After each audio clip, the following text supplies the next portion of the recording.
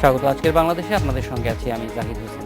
ঘরোয়া বিনোদনের অনন্য এক উদ্ভাস ছোট পর্দার ধারাবাহিক নাটক, এগুলোর অভিনয় শিল্পীরা যেন আমাদের পরিবারের সদস্য হয়ে ওঠেন। সমাজ সংসার দারুণ প্রভাব রাখে এসব নাটক। তাই শুধু নিখাত বিনোদন নয়, সামাজিক দায়বোধের বিষয়টিও মেগা সিরিয়ালের কুশলীদের মনে রাখতে হয়।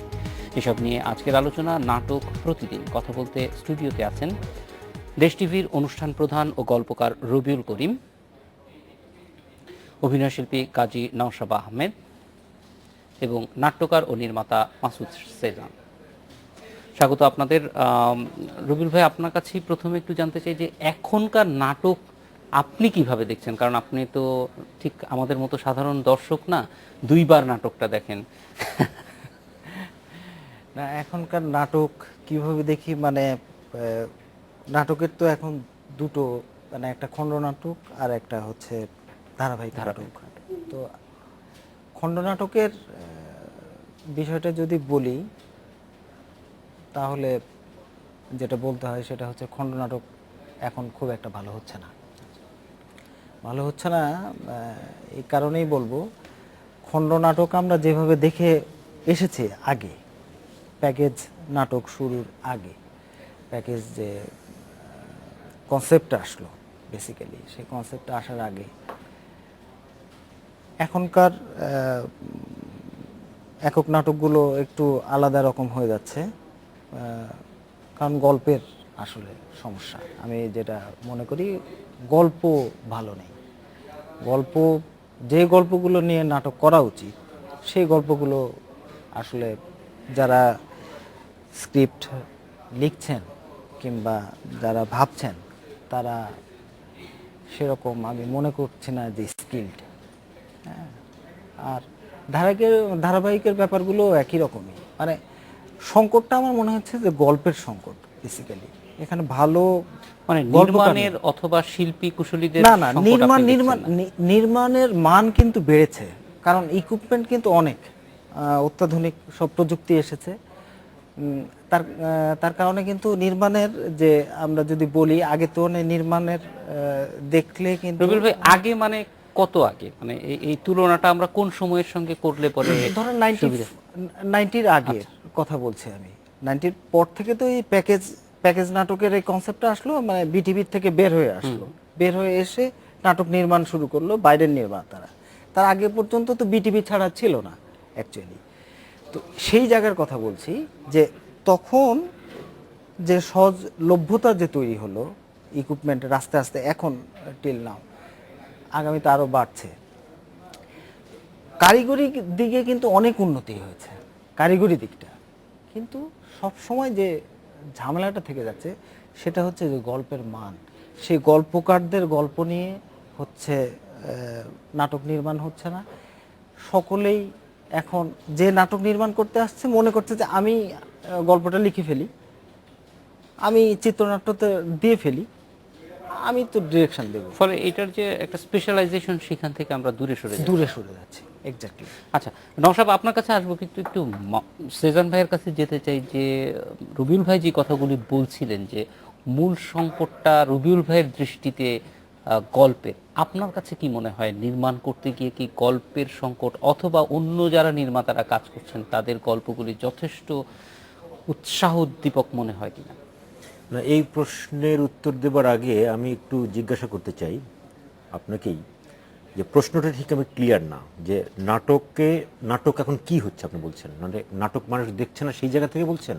না, আমরা প্রথমে একটু মানে রবিউল ভাইকেও যেটা জানতে চাচ্ছিলাম যে এখনকার নাটক সম্পর্কে তার ধারণাটা, সেটা তিনি বললেন যে তিনি একটা তুলনামূলক জায়গায় গেলেন, যে আগের সঙ্গে এখন প্রত্যাশা তার কাছে একই রকম না, আমি যতটুকু বুঝতে পেরেছি। সেইটার ক্ষেত্রে একটা জায়গায় উনি একদম সুনির্দিষ্টভাবে চিহ্নিত করেছেন, সেটা হচ্ছে গল্প। আমি ওই জায়গাটাই আপনার কাছে আসতে চাচ্ছি, যে গল্পটাই আপনার কাছে মনে হচ্ছে, শুধু আপনার নাটক না। আমি বুঝতে পারছি ওভারঅল। আমি রবিউল ভাইয়ের সাথে পুরোপুরি একমত না, তবে ওনার কথা একেবারেই মানে অসত্য সেটাও না। এখন ভালো গল্প হচ্ছে না ব্যাপারটা এরকম না, আসলে ভালো গল্প হচ্ছে। আবার উনি যেটা বলেছেন যে হ্যাঁ, নির্মাতারা মনে করছে যে আমি ডিরেকশন দিচ্ছি, আমি একটা গল্প বানিয়ে করে ফেলি, সেই প্রবণতাও আছে। কাজ তো হচ্ছে অনেক, আসলে কাজ তো অনেকগুলো চ্যানেল, অনেক কাজ হচ্ছে। এখন আমাদের রবিউল ভাই আসলে কয়টা নাটক দেখছেন, ব্যাপারটা কিন্তু ওইটাই। আমি কয়টা নাটক দেখছি, নাটক হচ্ছে প্রতি সপ্তাহে 200টা। এখন নাটক দেখছি আমরা কয়টা আসলে, কিংবা আমরা কি দেখছি আদৌ, দেখার মতো তো জায়গাটা নাই এখন আসলে, যে কোথায় দেখছি আমরা নাটকগুলো।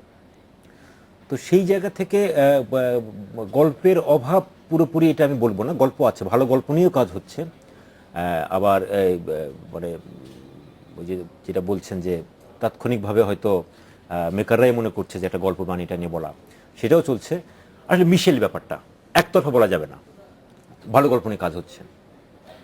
সেই ক্ষেত্রে আপনার কাছে কি মনে হয় এই যে তুলনামূলক যে আলোচনাটা উঠে এসেছে যে অন্তত 90-এর আগে, কারণ 90-এর আগে নির্মাতারা আসলে সরকারি কর্মকর্তারাই ছিলেন বাংলাদেশ টেলিভিশনে, তারপরে এটা অন্যান্য যারা স্বাধীনভাবে কাজ করতে চান তারা এসেছেন, সেই ক্ষেত্রে কোনো পার্থক্য দেখেন আপনার কাছে মনে হয় কোনো কিছু? হ্যাঁ, নির্মাণের ব্যাপক পার্থক্য এসেছে, নির্মাণ অনেক ডেভেলপ করেছে, নির্মাণের মান। এবং আমরা আগের নাটকগুলো দেখলে বুঝতে পারবো। হ্যাঁ, আগের নাটকগুলো যেটা হয়েছে কি, যে আগের নাটকগুলো শুধু বিটিভি থাকার কারণে এবং আমাদের কোনো স্যাটেলাইট না থাকার কারণে সবাই কিন্তু টিভির সামনে বসতো, যা দেখতো তাতেই কিন্তু সবাই মুগ্ধ।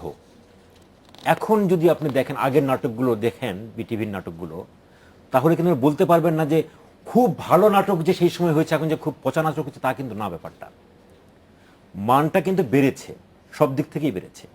কিন্তু আমরা যেহেতু শুধু বিটিভিই দেখতাম, তখন আমাদের আর বিনোদনের কোনো মাধ্যমই ছিল না, তখন যা পাইতাম সেখানেই আমাদের সন্তুষ্টি ছিল বলেন, কিংবা মুগ্ধতা ছিল বলেন, সেটা ছিল। কিন্তু এখন এত বেশি অপশন আমাদের সামনে যে একটু কোনো একটা নাটক খারাপ হচ্ছে, আমরা চুজ করে চলে যাই কিন্তু আরেক চ্যানেলে, আরেকটু খারাপ হচ্ছে চলে যাই। কিন্তু সেটা কি আরো বেশি, মানে এই প্রতিযোগিতাটা বরং ধরে রাখার তীব্রতাটা বাড়ানোর কথা না? আমরা যে এই যে একটু হতাশ হচ্ছে, সেটা কি আমাদের এই হতাশাটা আসলে গল্পের হতাশা না, এই হতাশাটা নির্মাতার হতাশা না, নির্মাণের জায়গা থেকে কোনো হতাশা না। এটা হচ্ছে আমাদের সামগ্রিক সমস্যা তৈরি হয়েছে, সেটা অন্য বিষয়। সেই বিষয় নিয়ে কথা বলতে চাইলে অনেক কথাই বলতে হবে, যে আমাদের নাটকের মান খারাপ হচ্ছে, কিংবা আগের চাইতে খারাপ হচ্ছে, কিংবা গল্পের অভাব, কিংবা নির্মাণের অভাব, বিষয়টা বোধহয় এরকম না। আমরা আসলে অনেকগুলো দুষ্ট চক্রের মধ্যে পড়েছি। এই দুষ্ট চক্র থেকে না বের হতে পারলে আমরা এই বিষয়টা নিয়ে আসলে আলোচনা করে কোনো লাভ হবে না। দুষ্ট চক্রগুলো একটার সাথে আরেকটা জড়িয়ে আছে, মানে চ্যানেল থেকে শুরু করে একদম, আমি যদি বলি চ্যানেল, বিজ্ঞাপন, আপনার নির্মাতা, নাট্যকার, অভিনেতা, কিংবা সব একটার সাথে একটা মানে রিলেট করেছে আর কি এই ক্রাইসিসটা। এখন একজনকে দায়ী করে কিংবা একটি বিষয়ের দিকে আলোকপাত করে অন্য বিষয়গুলোকে অন্ধকারে রেখে এই সমস্যার সমাধান করা সম্ভব না। মানে একটি সামগ্রিক সমস্যায় রূপ নিয়েছে বিষয়টা। যেমন ধরেন যে চ্যানেলগুলোতে আগে যেটা আমরা দেখতাম, যে অনুষ্ঠান বিভাগ বলে একটি ব্যাপার আছে, অনুষ্ঠান বিভাগ, এবং তারা সবকিছু নিয়ন্ত্রণ করছে, কোন নাটকটা যাবে, কোন নাটকটা যাবে না, কোন নাটকটা আমরা অন এয়ার করবো, কোন নাটকের মান কেমন হচ্ছে। এখন কিন্তু সেখান থেকে কিছু চ্যানেল বাদ দিয়ে, আমি বলবো বেশিরভাগ চ্যানেলই কিন্তু সরে গেছে। এখন অনুষ্ঠান নিয়ন্ত্রণ করে হচ্ছে প্রোগ্রাম, মার্কেটিং বিভাগ, অর্থাৎ বিজ্ঞাপন দ্বারা নিয়ন্ত্রিত। হ্যাঁ, বিজ্ঞাপন দ্বারা নিয়ন্ত্রিত হচ্ছে।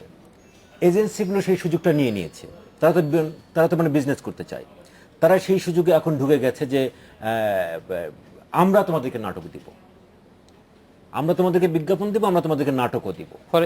এখন এখানে ভালো নাটকের কি অবস্থা, ভালো নাটকের মানে কোনটা ভালো নাটক, কোনটা খারাপ নাটক, এই মানদণ্ডটা তো এখানে মানে ফিকে হয়ে যাচ্ছে। যে আমি যতই ভালো নাটক নির্মাণ করি না কেন, এখন এজেন্সি যদি আমাকে পছন্দ না করে, কিংবা আমি যদি এজেন্সির কথা না শুনি, কিংবা আমি যদি চ্যানেলের বিশেষ কোনো ফুলফিল না করি, তাহলে আমার নাটক সেখানে যাবে না, আমি যতই ভালো নাটকই বানাই না কেন। তার কারণ হচ্ছে যে তাদের কথা যে আমরা বিজ্ঞাপন দিচ্ছি, আমরা যে নাটকগুলোকে সুপারিশ করব সেই নাটকগুলো অনিয়ার হবে। এই যে একটা মানে বড় একটা ফাঁদ তৈরি হচ্ছে এখানে। এখন এই সমাধানগুলো না করে এসে কিন্তু শুধু নির্মাতার দোষ, শুধু গল্পের দোষ, শুধু অ্যাক্টিংয়ের দোষ, এইটা বলে লাভ নেই। ভালো নাটক হচ্ছে, দেখানোর মতো নাটক হচ্ছে, কিন্তু আমরা দেখাতে পারছি না। তার কারণ হচ্ছে আমরা চ্যানেলের প্রবণতা হয়ে গেছে এখন বিজ্ঞাপন দেখানো। বিজ্ঞাপন দেখানো মানে কি? বিজনেস করা। মানে হওয়া উচিত কি ছিল? হওয়া উচিত ছিল যে আমি যদি এটা বিনোদন চ্যানেল হয়, টেলিভিশন তো একটা গণমাধ্যম, গণমাধ্যমের একটা দায়িত্ব আছে, গণমাধ্যমের একটা লক্ষ্য থাকা মানে উচিত। এখন গণমাধ্যমের দায়িত্ব তো শুধু ব্যবসা করা না। যদি একটি বিনোদন চ্যানেলের দায়িত্ব হয় যে বিনোদন, মানুষকে বিনোদিত করা, মানুষকে বিনোদন দিয়ে তার বিনিময়ে দর্শক নাটকটা দেখবে কিংবা বিনোদনটা পাবে, এই কারণে বিজ্ঞাপনদাতারা বিজ্ঞাপন দিবে, ব্যাপারটা তো সেরকম হওয়া উচিত ছিল। এখন কিন্তু সেরকম না ব্যাপারটা। এখন হচ্ছে চ্যানেলগুলোকে, যেমন ধরেন একটা সবচেয়ে দুঃখজনক অবস্থা যেটা তৈরি হয়েছে, আগে কিন্তু আমরা জানতাম যে কোন নাটকটি ভালো যাচ্ছে, কোন নাটকটি ভালো হচ্ছে, সেখানে বেশি বিজ্ঞাপন পড়ছে এবং সেই বিজ্ঞাপনের রেটটাও একটু বেশি হচ্ছে। ওই প্রবণতা কিন্তু এখন আর নাই, এজেন্সিগুলো সেখান থেকে সরে গেছে। কিন্তু এখন হচ্ছে একটা থোক বিজ্ঞাপন দিচ্ছে, ফলে এই আসলে থোক বিজ্ঞাপন, মানে পুরো যার ফলে যে ব্যাপারটাই- কোনটা ভালো নাটক কোনটা খারাপ নাটক, এই মূল্যায়ন আপনি কিভাবে করবেন এখন? তারপরেও এখান থেকে বের হয়ে আসার উপায় কি, সেটা না আমরা অবশ্যই কথা বলবো, জানতে চাইবো। নওশাবা, আপনার কাছে আসতে চাই এই জন্য যে এই বিষয়গুলি আপনার কাছ থেকে জানতে চাই না, কিন্তু জানতে চাই যে একটা নাটক ভালো হচ্ছে খারাপ হচ্ছে সেটার প্রথম বলা যায় যে, যেহেতু আমাদের এখানে প্রক্রিয়াটা নিয়ে নানান রকম প্রশ্ন আছে, কিন্তু আপনারা যারা অভিনয় করেন তারা প্রথমেই জানতে পারেন যে আমি কাজটা ভালো করেছি, আমার নাটকটা ভালো হয়েছে কি খারাপ হয়েছে দর্শকের কাছ থেকে। সেই রেসপন্সটা আপনারা কিরকম পান কাজ করার ক্ষেত্রে? প্রথমত যে আপনি যেটা বললেন যে প্রক্রিয়ার সাথে আমি আসতে চাচ্ছেন না, কিন্তু আসলে বিষয়টা সামগ্রিক।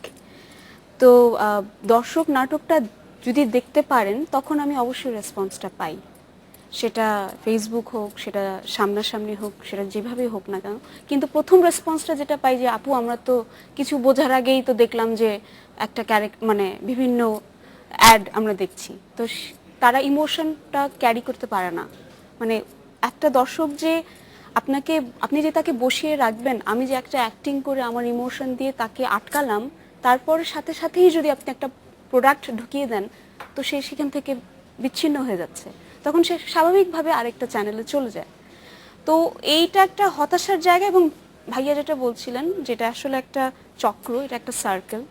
তো আমার মনে হয় যেটা, যে আমরা যদি সবাই মানে অভিনেতা, নাট্যকার, টিভি চ্যানেল এবং যারা এজেন্সি আছে তাদেরকে আসলে সবাই একসাথে হলে তখন না আমরা আসলে রিয়েল যেটা দর্শক, যেটা ধরেন এখনো আমাদের সিনিয়ররা যে রেসপন্সটা পান, সেই রেসপন্সটা কিন্তু আমরা পাই না।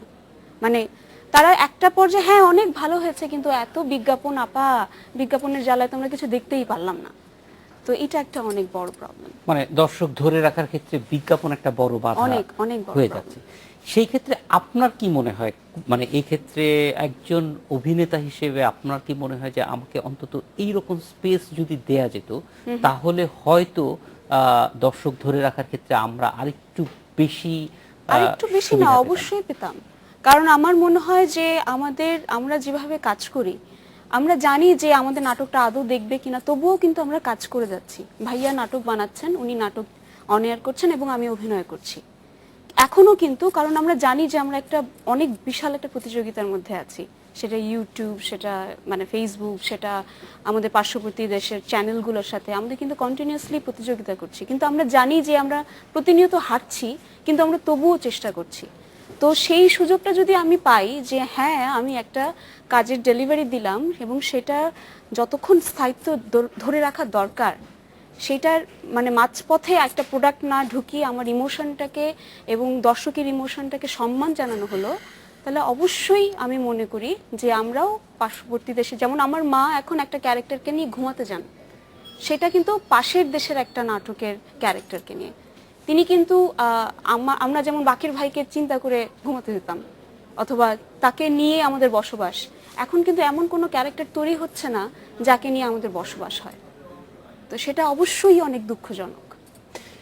এখানে অবশ্যই এই যে নাটকে একটা ক্যারেক্টার, সেই ক্যারেক্টার মানুষের মধ্যে চলে যাওয়া, এখানে অবশ্যই এই যে নাটকে একটা ক্যারেক্টার, সেই ক্যারেক্টার মানুষের মধ্যে চলে যাওয়া এবং সেটা সমাজের ভিতরেও নানান ধরনের ক্রিয়া প্রতিক্রিয়া করে, সেই জিনিসগুলি আমরা এখন অনেক কম দেখছি। রবিউল ভাই, আপনার কাছে ফিরে আসবো একটা বিরতির পরে, যে সেজান এবং নওশাবা যেই বিষয়টির কথা বলছেন যে বিজ্ঞাপন, এটা নিয়ে আমরাও জ্বালাযন্ত্রণায় থাকি এবং এই যে দেখেন আলোচনাটা যখন একটু জমে উঠছে তখনই অনুমতি চাচ্ছি যে কিভাবে বিজ্ঞাপনের পরে আপনার কাছে আসা যায়, কিন্তু তারপরেও জিনিসটা যেহেতু ইমোশনের সঙ্গে জড়িত, সেই জায়গায় ব্যালেন্সের কোনো সুযোগ আছে কিনা বা না থাকলে কেন নেই, এই দুইটা জিনিসই আপনার কাছে একটু জানবো। একটা বিরতির পর আজকের বাংলাদেশের নিচে একটা বিরতি।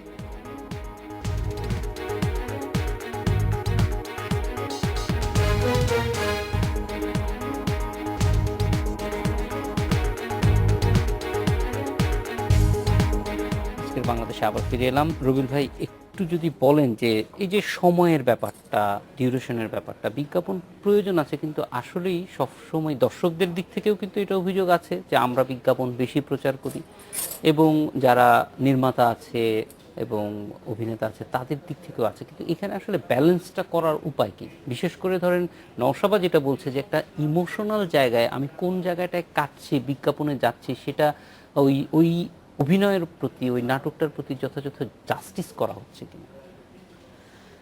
না, ঠিক অনেকগুলি আছে, প্রশ্ন হ্যাঁ একসঙ্গে অনেক বলতে প্রশ্ন একসঙ্গে, কিন্তু মানে আমি তার আগে একটু মাসুদ সেজান যা বললেন তার সাথে আমি একটু যোগ করতে চাই। সেটা হচ্ছে যে আমি হয়তো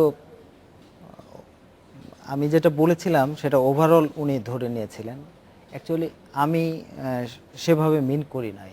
আমি বলতে চেয়েছি যে এখনকার তরুণ যে প্রজন্ম যারা নাটক নির্মাণ করতে আসছে, বেসিক্যালি আমরা তো ধরে নিব তাদের চোখে মানে নাটকের ভবিষ্যৎটা। আমি সেখানে দেখেছি যে তারা মানে সত্যিকার অর্থেই তারা আসলে পড়াশোনা তাদের তেমন একটা করে না। তারা দুটো হুমায়ূন আহমেদ, এমদাদুল হক মিলন, আনিসুল হকের বাইরে তারা অন্য কারো নাম বলতে পারে না। তারা তাদের গল্প, আখতারুজ্জামান ইলিয়াসের কথা যদি বলি, আমি যদি জ্যোতিপ্রকাশ দত্তের কথা বলি, তাহলে তো জ্যোতিপ্রকাশ দত্ত তো অনেক দূরের কথা। তারা আখতারুজ্জামান ইলিয়াসের যারা নাম জানে না, যারা হাসান আইজুল হকের নাম জানে না, একটা বইয়ের নাম বলতে পারে না, তাদের দিয়ে আপনি কি করে ভালো গল্প আশা করবেন? তারা বানাবে কিভাবে গল্প? মানে তারা যে একটা নাটক নির্মাণ করবে, যে কনসেপ্টটা রেডি করবে, সেইটা তো ওই ক্যাপাবিলিটি তো তাদের মধ্যে তৈরি হবে না। তো তারা যদি মুরাকামি নিয়ে কথা বলে, তো মুরাকামি তো আমারই দেশের মানে টেক্সট নিয়ে কাজ করে নাই। ওরা যদি বোরেস নিয়ে কথা বলে, ওরা বোরেসরে চেনে, ওরা মুরাকামিরে চেনে। তো বোরেস মুরাকামি চিনে তো আমার লাভ নেই, ওরা তো এই মাটির সন্তান না। আমার দেশের গল্প যদি তৈরি করতে হয়, আমার জনগণকে যদি গল্প দেখাতে হয়, সেটা অবশ্যই আমার এই ভূখণ্ডের গল্প হতে হবে। না হলে আমি বাইরের একটা জিনিসকে তুলে এনে আমি বাংলাদেশে লাগিয়ে দেব আর সেটা হচ্ছে খুব ভালো ফল দেবে, এটা তো অসম্ভব। কিন্তু রবিউল ভাই, 200টা নাটক সপ্তাহে হচ্ছে, সেই 200টার মধ্যে কি 200টাই তো আর একই রকম হচ্ছে না, কিন্তু তার ভিতর থেকেও যেগুলি ভালো নাটক সেইগুলিকে আমরা দর্শকের কাছে ঠিক মতো নিতে পারছি না। এটা ট্রু যে আমরা নিতে পারছি না, নানাবিধ কারণে নিতে পারছি না। কারণ চ্যানেলের সংখ্যা এখন দেখেন 27টা চ্যানেল হয়ে গেছে। আমরা দেশ টেলিভিশন যখন এসেছিল তখন আমরা ছিলাম হচ্ছে 9 নাম্বার। এখন এই কয় বছরে, 7 বছরের মাথায় 27টা চ্যানেল। তাহলে এই যে এত বৃদ্ধি চ্যানেলের, সেটা তো একটা বটেই সমস্যা একটা, যে এতগুলো চ্যানেল কোনটা রেখে কোনটা দেখব। আর মিক্স চ্যানেলের সংখ্যা বাড়ছে। আপনি বলবেন যে এর মধ্যে তো অনেকগুলো হচ্ছে নিউজ চ্যানেল। রবিউল ভাই, এতগুলো চ্যানেল আবার একই সঙ্গে এতগুলো মানুষও তো, 15 কোটি মানুষ, তার মধ্যে 10 কোটি দর্শক। আপনার না 10 কোটি দর্শক, কিন্তু আমি যদি রেশিওর কথা বলি, যে আগে যেমন বিটিভির কথা, যে বিটিভি একটাই ছিল, তো দেখুক বা না দেখুক ওকে একটাই দেখতে হবে চ্যানেল। ও বাংলাদেশের চ্যানেল দেখবে মানে একটাই দেখবে। এখন বাংলাদেশের চ্যানেলই যদি কেউ দেখতে চায়, যদি খুব জাতীয়তাবাদী চেতনায় উদ্বুদ্ধ হয়ে যে বাংলাদেশের চ্যানেলের বাইরে আমি দেখব না, তাহলেও তো তাকে 27টা চ্যানেলের মধ্যে ঘুরতে হবে। আর বাইরের যে আকাশ সংস্কৃতি, আপনি তো এটাকে আটকাতে পারবেন না। আকাশ সংস্কৃতি আপনাকে গ্রাস করতেই চাইবে। তাদের নানা রকম কলা কিন্তু কৌশল। এই ক্ষেত্রে আমরা যতটুকু তথ্য দেখছি যে জি। বাংলাদেশি চ্যানেলগুলি সব মিলিয়ে সবাই হয়তো খুব বেশি হলে 20% দর্শক, জি। আর বাকি পুরো 80% বিদেশি। বাইরে। এইটা কি মনে করেন যে আমাদের সামগ্রিক দুর্বলতার কারণে হচ্ছে, যে আমরা দর্শককে তার পছন্দের জিনিস দিতে পারছি না বলে হচ্ছে, নাকি যারা নির্মাতা এবং অভিনেতা তাদের কিন্তু অভিযোগটা হচ্ছে যে আমরা দর্শককে যেভাবে দেখাচ্ছি, অর্থাৎ 1 ঘন্টার একটা অনুষ্ঠানে আসলে মূল কন্টেন্ট দিতেছি আমরা 20-25 ম্যাক্সিমাম 30 মিনিট, সেইটার কারণে আমরা দর্শক ধরে রাখতে পারছি না। আপনাদের টেকটা কি, আপনারা কি মনে করেন না। অন্য পাশ থেকে? সেটা হচ্ছে যে এইটা খুবই ভুল ধারণা হবে করা। সেটা হচ্ছে যে বাংলাদেশের নাটক ভালো নির্মাণ হচ্ছে না বিধায় বাংলাদেশের নাটক থেকে মুখ সরিয়ে পশ্চিমবঙ্গে কিংবা অন্য বিদেশি চ্যানেলের দিকে যাচ্ছে। বাংলাদেশের নাটকের মান অবশ্যই পার্শ্ববর্তী দেশের তুলনায় হচ্ছে, আমি মনে করি, অনেকাংশে ভালো, অনেকাংশে ভালো। কিন্তু সমস্যার কথা যদি বলেন তাহলে যে প্রশ্নটা প্রথমেই বলেছিলেন যে বিজ্ঞাপন, বিজ্ঞাপনের একটা বড় রকমের হচ্ছে যদি অ্যালোকেশনের কথা বলি, সেটা একটা আমাদের মধ্যে ঘাটতি আছে। যে আমরা একটা নাটকে ধরেন 1 ঘন্টার একটা স্লট যদি আমি ধরি, 1 ঘন্টা স্লটের মধ্যে আমি 40 মিনিট বডি দিচ্ছি আর 10 মিনিট বিজ্ঞাপন দিচ্ছি, কিংবা 30 মিনিট চাঙ্কের মধ্যে আপনার 20 মিনিট বডি দিচ্ছি আর 10 মিনিট বিজ্ঞাপন দিচ্ছি। তো এইটা যদি আপনি দেখেন তাহলে দেখবেন যে পার্শ্ববর্তী দেশে এই রেশিওটা অনেক কম। এবং ওরা যেটা করে সেটা হচ্ছে যে বিজ্ঞাপনটা থাকে বিজ্ঞাপনের মতনই, কিন্তু ক্লিফ হ্যাঙ্গার বলে যে কথাটা আছে, সেই ক্লিফ হ্যাঙ্গারটা তারা যথাযথভাবে প্রয়োগটা করে। আমাদের এইখানে আমরা কিন্তু শুনি ক্লিফ হ্যাঙ্গার, কিন্তু এইটা ধরেন যে যারা ডিরেক্টর তারাও ক্লিফ হ্যাঙ্গারের কথা তারা বলে বটে, কিন্তু আদৌ ওটা ক্লিফ হ্যাঙ্গার হিসাবে আপনি আমরা দেখি যে ওটা ক্লিফ হ্যাঙ্গার না। মানে আমি যে দর্শককে আটকাবো যে আপনি পরবর্তী সিকোয়েন্স দেখার জন্য আপনি অপেক্ষা করেন, আমি যদি কিন্তু আবার দর্শক হিসেবে আমরা যখন বসে থাকি, হ্যাঁ আটকাইলাম যে হ্যাঁ এটা খুব ভালো লাগতেছে, পরবর্তীতে যে কখন আসবে না খুঁজে পাচ্ছি না আমার নাটকটা, তখন কি অবস্থা?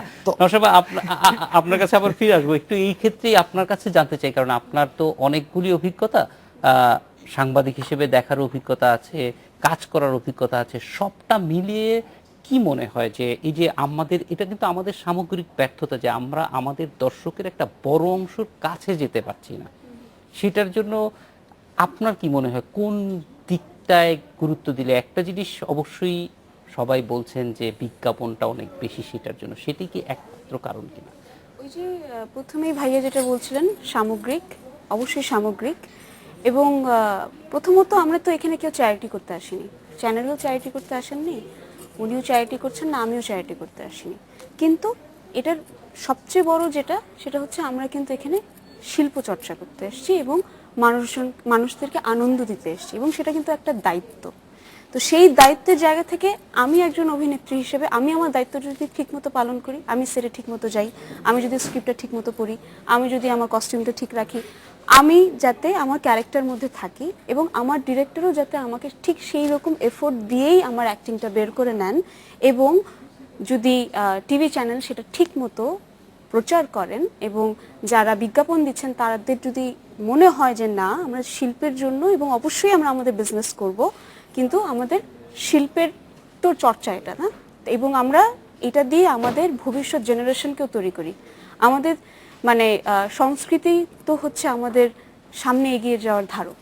তো সেই জায়গা থেকে যে আমরা যখন আমাদের সিনেমা বাইরে যায়, ঠিক তেমনি বাইরের দেশে যখন আমাদের মানে বিদেশ থেকে যখন আমার ফোন আসে যে আপনার ওই নাটকটা আমার খুব ভালো লেগেছে, কিন্তু আপু বিজ্ঞাপন, অথবা কিন্তু আপু এরপরে তো দেখলাম যে আপনাদের এটা কি হলো। ওরা কিন্তু এমনও আছে যে ছোট ছোট বিষয়, যেমন ধরেন হয়তো একটা সিকোয়েন্স অনেক ভালো হচ্ছে কিন্তু আরেকটা সিকোয়েন্স হয়তো সেরকম ভালো হয়নি, এটা কিন্তু তারা নোটিসও করে। ইট মিনস আমরা কি আসলে শুধুমাত্র নাটক বানাচ্ছি নাকি আমরা শুধু ফুটেজ গ্যাদার করছি, এটাও কিন্তু দেখার বিষয়। তো আমরা যদি সবাই সবার জায়গা থেকে আমাদের নিজস্বতা এবং আমাদের দায়িত্বটা ঠিকমতো করি, তাহলে হয়তোবা আর কোনো মানে প্রশ্নের থাকে না। সুতরাং আমাদেরও কিন্তু আমরা মনে করি যে কাউকে দোষী সাব্যস্ত করা আমাদের উদ্দেশ্য নিশ্চয়ই না। আমাদের অবশ্যই। উদ্দেশ্যটা হচ্ছে যে আমরা কিভাবে আরো বেশি মানুষের কাছে পৌঁছাবো। কারণ নওশাবা যেটা বলছে এইটা গুরুত্বপূর্ণ, আমার সংস্কৃতিটা তো শেষ পর্যন্ত এই নানান মাধ্যমেই মানুষের কাছে পৌঁছাবে। সেই জায়গায় কিন্তু আমরা খুব বড় ধরনের, নওশাবা যেটা বলছে এইটা গুরুত্বপূর্ণ, আমার সংস্কৃতিটা তো শেষ পর্যন্ত এই নানান মাধ্যমেই মানুষের কাছে পৌঁছাবে। সেই জায়গায় কিন্তু আমরা খুব বড় ধরনের ব্যর্থতার পরিচয় দিচ্ছি।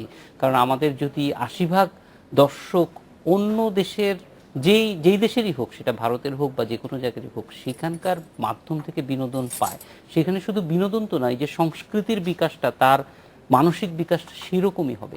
সেই জায়গাটায় আসলে প্রতিরোধ গড়ে তোলার জন্য কি মনে করেন যে সামগ্রিকভাবে সবার কোন দিকগুলিতে জোর দেওয়া দরকার? অবশ্যই বিজ্ঞাপন কমাতে হবে, তো একটা আছেই। এইটা ছাড়া আর কোন কোন দিকে দৃষ্টি দেয়া যেতে পারে?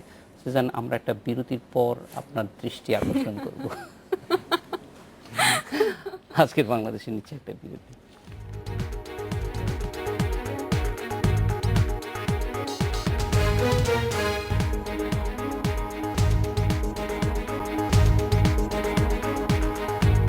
বিরতির পর ফিরে এলাম আজকের বাংলাদেশে। সুজান ভাই, একটু যদি বলেন যে মানে আরো দর্শকের কাছে আমরা কিভাবে যেতে পারি, সামগ্রিকভাবে কোথায় কোথায় কাজ করা? সামগ্রিকভাবে যদি বলি তাহলে সততার মধ্য দিয়ে যেতে হবে।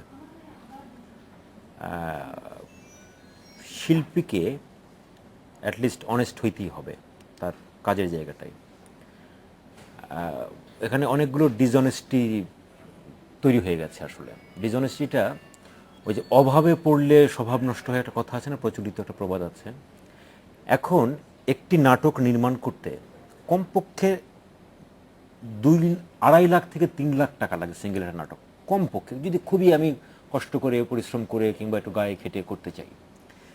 এখন সেই নাটকটি যখন চ্যানেলে নিয়ে যায় কেউ, চ্যানেল যদি দাম বলে 1.5 লাখ টাকা, কেন চ্যানেল কি জানা নাই নাটক নির্মাণ করতে কত টাকা লাগে? ডিসঅনেস্টি হচ্ছে এখানে। এই ডিসঅনেস্টি বন্ধ করতে হবে। আমি এটা হচ্ছে চ্যানেলের জায়গা থেকে বললাম। আমি 2.5 লাখ থেকে 3 লাখ টাকা দামের একটি নাটক খরচ করে নাটক বানালাম, আমি 1.5 লাখ টাকা দিয়ে সেই নাটক কেন সেল করব? এটি আমার ডিসঅনেস্টি অ্যাজ এ মেকার। তাহলে আমি নাটক বানাবো না, আমি এবারে ঈদে অন্তত 4 থেকে 5টা চ্যানেলকে না করে দিয়েছি, অনলি ফর রিজন বাজেট কমাতে কমাতে এমন জায়গায় এনে ঠেকিয়েছে। এবং এই বাজেটে অনেক ডিরেক্টর করছে কাজ। আমি বলছি কেন, ভাই কেন করবো আমি কাজ? আমি না করে দিয়েছি। এই সাহসটা দেখাতে হবে। এখন একা তো সম্ভব না, সম্মিলিত, যেটা বলছি আমি, সম্মিলিতভাবে এই সাহসটা দেখাইতে হবে যে আমি এই বাজেটে কাজ করব না। এখন সব কিছুই বাড়ছে, নাটকের দাম কমবে কেন? তাহলে আপনি ভালো কাজটা কিভাবে করবেন? এবং যেখানে আমরা যাদেরকে কম্পিটিটর বলছি, বিদেশি কম্পিটিটর, তাদের বাজেট এর চেয়ে অনেক অনেক বেশি, অনেক বেশি। এবং তারা যেটা করে, তারা পুরো ফ্লোর নিয়ে, তারা একেবারে আর্টিস্টদেরকে স্যালারি দিয়ে, তারা বিশাল একটা ভালো রেমুনারেশন দিয়ে, দীর্ঘ প্রস্তুতি নিয়ে কাজটি করছে। এবং চ্যানেল থেকে তাদেরকে ওইভাবে দেখানো হচ্ছে, চ্যানেলগুলো দেখাচ্ছে নাটকটাকে, নানাভাবে দেখাচ্ছে, রিপিট করছে, এই করছে, কোনো মিস করার কোনো উপায় নেই। একটা পর্ব মিস করেছে, ওটা আবার 10 বার দেখাই দিচ্ছে, গুলিয়ে খাইয়ে দেবে। আর আপনি একটা চ্যানেল বানাবেন, চ্যানেল বানিয়ে এখানে সব কিছুই আপনার এখানে দিতে হবে। একটু নিউজও দিবেন, একটু নাটকও দিবেন, একটু গানও দিবেন, একটু নাচও দিবেন, একটু, কেন ভাই? ওরা তো তা করছে না। ওরা কিন্তু নাটকটা দিচ্ছে, নাটকটাই দিচ্ছে, যে নাটক আপনি খাচ্ছেন।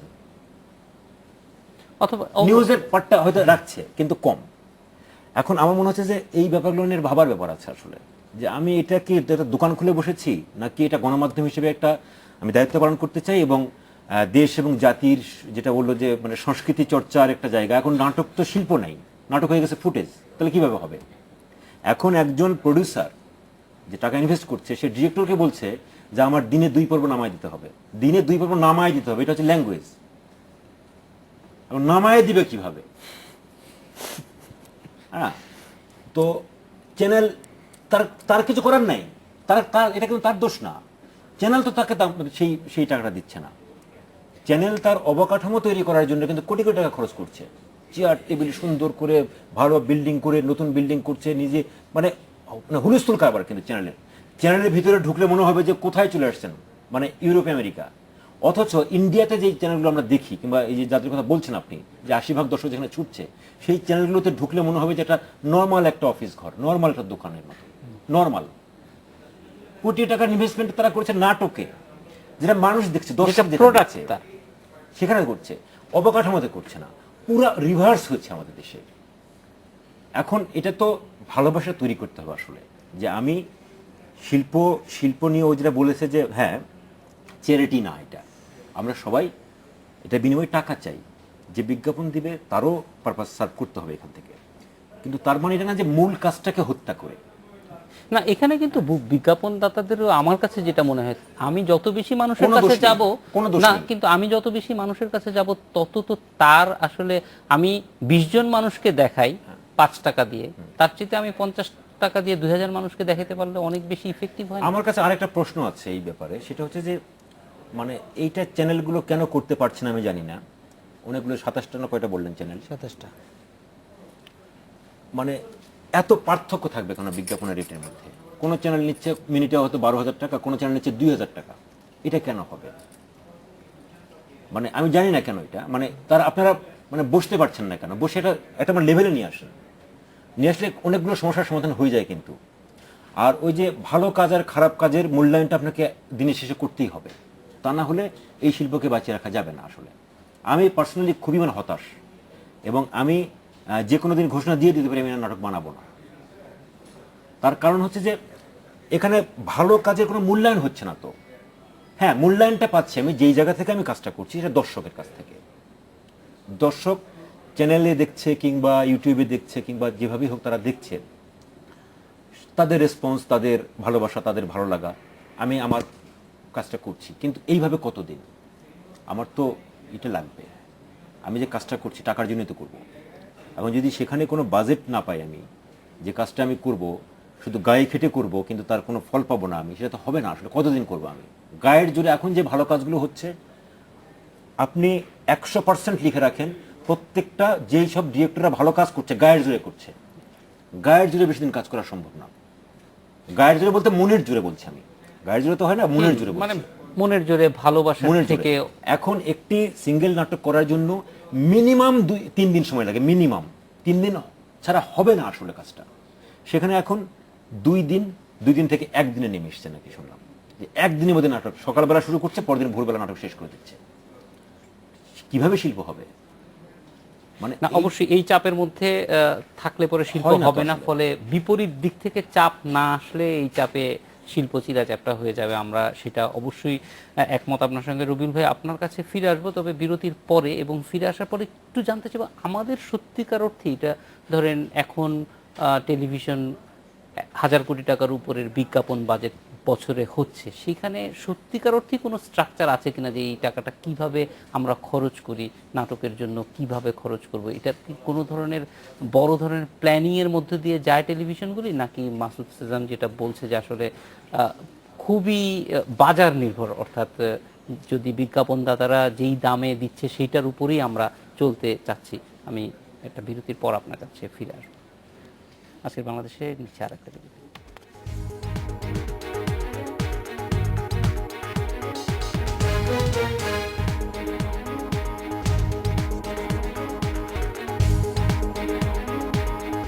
বিরতির পর ফিরে এলাম আজকের বাংলাদেশে। রবিউল ভাই, একটু যদি বলেন যে কিভাবে প্ল্যানিং হয়? না, কিভাবে প্ল্যানিং হয় বিষয়টা তো একেবারেই অন্যরকম। সেটা হচ্ছে যে আমাদের বাংলাদেশের হিসাবে কি, সেটা হচ্ছে যে বড় ফেস্টিভ্যাল যদি বলেন তাহলে 2টো ঈদ আর পুজো, এই তো 3টে বড় ফেস্টিভ্যাল হিসেবে ধরা হয়। তো খুব বড় ফেস্টিভ্যাল তিনটার জন্য কিন্তু বাজেট কিন্তু থাকে, মানে টেলিভিশনগুলো কিন্তু প্রত্যেকেই প্রিপেয়ার্ড থাকে যে এই 3টা ফেস্টিভ্যালে তারা যথেষ্ট রকম বাজেটের কিন্তু ঘাটতি আমি মনে করি না কোনো টেলিভিশনের আছে। এখন বাজেটের ঘাটতি কোনো টেলিভিশনে নেই, তাহলে প্রোডাকশন এরকম হচ্ছে কেন? খুব স্বাভাবিক প্রশ্ন। খুব স্বাভাবিক প্রশ্ন। এখন কথা হচ্ছে যে ওই যে প্রথমে বললাম যে সামগ্রিকভাবেই পুরো চিত্রটাই হচ্ছে বিপরীতমুখী। আপনি টেলিভিশন মানে ট্রেন্ডের মধ্যে যদি যান, দেখবেন একজন অভিনেতার হচ্ছে 7 দিন ব্যাপী তার হচ্ছে নাটক যাবে, সে জনপ্রিয়, অতএব 7 দিন ধরে। এখন এই যে এই ট্রেন্ডটা, এটা যে শুধু মানে মার্কেটিং ডিসিশন যে দেয়, বিষয়টা এরকম না কিন্তু যে মার্কেট থেকে সিদ্ধান্ত দিচ্ছে কোনো এজেন্সি যে আপনি 7 দিন ধরে করেন, তা কিন্তু না। মানে আমরা প্রত্যেকেই মনে করছি যে আসলে ওকে বোধহয় 7 দিন দিয়ে করলে আমার বোধহয় টিআরপিটা বেড়ে যাবে, আমার দর্শকরা বোধহয় আমার চ্যানেল দেখবে। দেশ টেলিভিশন যেটা করে সেটা হচ্ছে আর্টিস্ট কোঅর্ডিনেশন করে। একটা নাটকে আপনি যদি থাকেন, অ্যাক্টিং করেন, তাহলে আর 7টা নাটক, আমি যদি 14টা নাটক এবার আমি ঈদে করব, 14টা সিঙ্গেল নাটক, কোনো আর্টিস্ট রিপিট আমি করতে চাইব না। এখন শিল্পী সংকটও তো প্রচুর, আমি 14টা তো অ্যাক্টর অ্যাক্ট্রেস পাবো না। ফলে এই নীতিটা মেনে চলাও কঠিন হয়, খুবই কঠিন হয়ে পড়ে। হ্যাঁ, আবার কখনো কখনো উল্টো আপনার প্রত্যাঘাত খেতে হয় আর্টিস্টদের কাছ থেকে, যে কেন ভাই আমার পেটে লাথি মারবেন আপনি, আমাকে কেন 2টো নাটকে নিতে চাইছেন না আপনি। এই কথাও কিন্তু আমাকে শুনতে হয় যে আমি তো 2টো নাটকে করতে পারতাম, আপনি বলছেন যে আমি একটা নাটকের বেশি করতে চাইবো না। আমি বলি যে ভাই আপনি তো সবসময় করছেন, কিন্তু অন্যান্য আর্টিস্ট যে আছে তাদেরকে আপনি সুযোগ দিবেন না, তারাও তো করুক। তো এটা একটা দিক গেল। তো সব মিলে যেটা ঘটনাটা ঘটে, অ্যাকচুয়ালি বাজেট কোনো সমস্যা না, বাজেট নিয়ে কোনো সমস্যা আমার মনে হয় না আছে। ঝামেলাটা হচ্ছে যে বিজ্ঞাপনদাতারা এই সময় খুবই স্বাভাবিক যে টেলিভিশন সকলে দেখতে চায় এবং বিজ্ঞাপনদাতারা বেশি বিজ্ঞাপন দিতেও চাইবে। এখন এই লোভ আপনি সংবরণ করবেন কি করে? সেটা অবশ্য বড় চ্যালেঞ্জ। এই লোভ যদি সংবরণ না করতে হয় তাহলে ডিম পাড়া হাঁসটাই মারবেন, ডিমটা থাকবে কি থাকবে না সেটার প্রশ্ন আসবে। আমাদের আসলে ওই জায়গাটাই আমরা চলে আসছি, কারণ সত্যিকার অর্থেই যেই 20% দর্শক আমরা ধরে রেখেছি, নওশাবা আপনার কাছে আসবো যে এই দর্শকদের ধরে রাখার জন্য আপনাদের উপরে একটা বড় দায়িত্ব অবশ্যই আছে যারা শিল্পী। তাদের দিক থেকে দায়িত্বটা কি মনে করেন যথাযথ পালন করা সম্ভব হচ্ছে? যদি হয় তাহলে কিরকম, আর যদি না হয় তাহলে কোথায় কোথায় আটকে যাচ্ছে? ভাইয়া দুইটা কথা বললেন, একটা হচ্ছে সততা আর ভালোবাসা। একটু আগে ভাইয়া বললেন যে আমরা লোভ। তো এই 3টা বিষয় আসলে যদি আমরা সবাই একটু কন্ট্রোলে রাখি, প্রথমত আমার কাজটাকে ভালোবেসে এখানে আসতে হবে। আমি দেখতে সুন্দর মানেই যে আমি একজন ভালো অভিনেত্রী হতে পারবো, প্রথমত সেটা আমাকে নিজেকে আগে জানতে হবে যে আমি আসলে অভিনয়টাকে কি ভালোবেসে এসেছি, নাকি আসলে আমি শুধুমাত্র চেহারাটা দেখাতে এসেছি, যে আমার কিছু ফ্যান ফলোয়ার্স থাকবে এবং সেই কারণেই আমি একজন অভিনেত্রী। তো অভিনয় কিন্তু সহজ জিনিস না, পরিচালনা সহজ জিনিস না, একটা চ্যানেল চালানো সহজ জিনিস না। এই বিষয়গুলো জানতে হবে এবং প্রথমত নিজের কাজটাকে ভালোবাসতে হবে এবং আমাকে ওনার কাজটাকে যেমন আমার সহজ মনে যাতে আমি না করি, ওনার কাজটাকে আমাকে সম্মান করতে হবে, ঠিক তেমনি আমি যদি ওনাকে সম্মান করি উনি আমাকে সম্মান করতে বাধ্য। তো এই বেসিক জায়গাটা হচ্ছে সততা, ভালোবাসা এবং লোভ। সো এই 3টা জায়গা যদি আমরা, এবং আমাদের দায়িত্ববোধ যে আমরা দেশের প্রতি এবং বিশ্বের প্রতি এবং আমাদের নেক্সট জেনারেশনের প্রতি যে আমরা কি দায়িত্ব করছি, আমরা যদি নিজের জায়গা থেকে ঠিক থাকি, আমি যদি আমার ঘাসটা ঠিক মতো কাটি, তাহলে গরু একটা সময় ঠিকই মতো ঘাসটা পাবে এবং সে ঠিক মতো দুধটা দেবে। সো এটা হচ্ছে বেসিক, এটা সার্কেল। শিল্পী হিসেবে কি মনে হয় যে এই ডাইরেকশনটা আপনি যেতে পারছেন, মনের কাছে তৃপ্তি না, আছে? আমি হ্যাঁ, এখনো অনেক না, সীমাবদ্ধতা অবশ্যই না। সত্ত্বেও আমার প্রতিদিন মনে হয় যে আমি মানসিকভাবে ধর্ষিত হই, সেটা যে কোনো ভাবেই হোক না কেন। কারণ আমি যখন ধরেন আমি সেটে পৌঁছে দেখছি যে আমার কো আর্টিস্ট আসেনি, আমি ক্যারেক্টার আমি আমার হয়তোবা আমি এমনও ডিরেক্টরের কাছে পড়ি যিনি কিনা আমার সাথে আগে ক্যারেক্টার নিয়ে আলোচনা করেন, কিন্তু এমনও ডিরেক্টরের কাছে আমি পড়ি যাদেরকে আমি যদি প্রশ্ন করি তারা বিরক্ত হন। আমরা এরকম একটা পরিবর্তন চাই। সেজান, খুব সংক্ষেপে বলতে হবে যে আপনার প্রত্যাশা কি? আমার প্রত্যাশা কি পরিবর্তনের জন্য? ভালো কিছু যেন আমার আজকের যে মানে হতাশা তৈরি হয়েছে সেই হতাশাটা দূর করতে চাই আমি। তার কারণ নাটক আমাদের আসলে ঐতিহ্য হয়ে গেছে, এবং এটা আমি এখন পর্যন্ত শিল্প হিসেবে জ্ঞান করি, ফুটেজ হিসেবে নয়। দেখুন, আমরাও মনে করি যে শিল্প হিসেবে নাটকটা আমরা অনেক পুরনো এবং বলা যায় যে এটা প্রতিষ্ঠিত একটা শিল্প। এখানে আমরা যদি ফিরে যেতে পারি তাহলে আমাদের সবার জন্যই মঙ্গল। আপনাদের তিনজনকে অনেক ধন্যবাদ আমাদের সঙ্গে যোগ দেওয়ার জন্য। এই ছিল আজকের বাংলাদেশে। দেখা হবে আগামী রোববার একই সময়। ভালো থাকবেন।